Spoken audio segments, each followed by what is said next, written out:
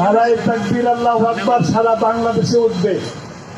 যারা নারায়ে তাকবীর আল্লাহু আকবারের বিরুদ্ধে যায় তারা বেশি সময়ের জন্য এই দেশের মাটিতে থাকতে পারে না।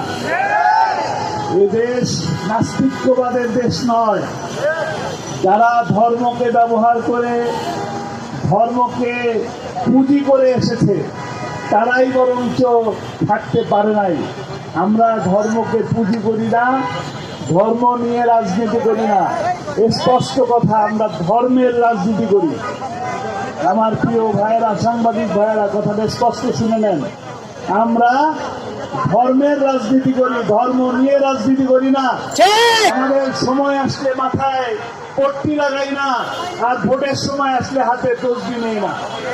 আমরা টুপি মাথায় দেই, সর্বসময় দেই, নামাজের ওয়াক্তে মসজিদেও যাই, আর ওই বলি না যে তাহাজ্জুদের ওয়াক্তে উঠিয়া ফজরের নামাজ পড়ার আগে কোরআন পড়ি।